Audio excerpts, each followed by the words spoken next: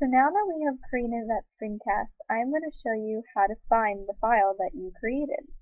So if you remember, and actually if you view on the website, you will see that I saved it under Screencast-O-Matic, and what Screencast-O-Matic does for you is create a folder in your documents called just that, Screencast-O-Matic. And what you could find is just that, once again, my screencast. And you could go ahead and open that if you would like, and this is going to open up as an MP4 video in my media player. And then if you don't want to do that, you can also do two other things among other options, I'm sure. One, you could go ahead to Windows Movie Maker, get that open, and then once that opens, you can also play around and modify that file. So I'm going to go ahead and open that, find the file, the same exact place that I showed you before.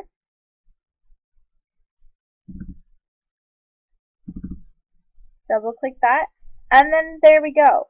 Here is what I just filmed for you all. And from here, you can add slides, you can add captions,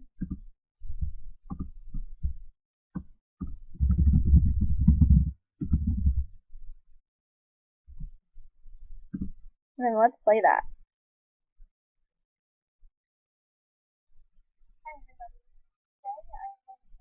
So these are simple modifications, and as I've discussed on the Windows Movie Maker page, it can become more complex and complicated, or you can keep it simple, whatever you feel most comfortable with.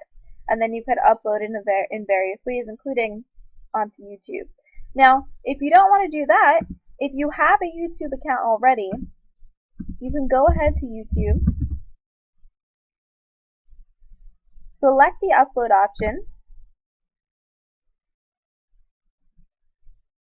go ahead and click this icon here to select files to upload.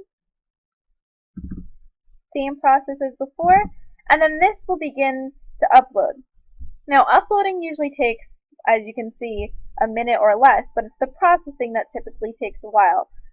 Shorter videos, it usually takes about 5 minutes, and then the longer videos, obviously, it's going to take longer to process. But let's go ahead. We have a title already, but I'm going to fix how it is spelled here and explain in this tutorial. I will explain how to create a screencast.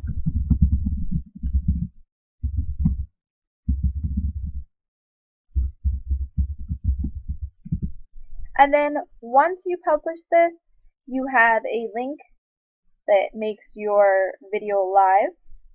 And you can go ahead, actually, I believe beforehand, you have that link. It's obviously not completely done yet, so you won't be able to view the entire video, but you can go ahead, select that link, and then let's see if we can embed it yet. Yes, we can. So obviously, as you see here, it's still being processed, so it's not done yet. But what you can do, if you have a website, a blog, you can select share. You can either link this in an email, share it on Twitter, on Facebook, or you can go ahead and press embed. What I'm going to do, I'm going to press embed. I'm going to go ahead and copy that entire code there, and then go to my WordPress account.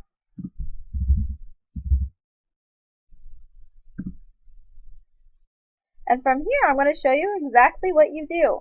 If you are actually not on the how to blog, you're on the how to screencast.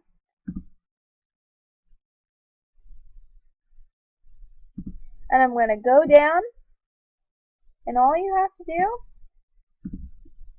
do is, after copying that with Control-C, you can select Control-V, and there is the embed code. Go ahead and update your site. That may take a second or two. And then you can preview your page. And obviously, I mean, right now it's not done processing, but at the end of, once it's processed, you have the video right there to view. So it's really that simple. All of these programs are fairly straightforward, especially after some practice. So if you feel a bit concerned about what you're doing and you're not sure, just keep with it and I'm sure you'll be fine, especially with something like Screencast-Matic.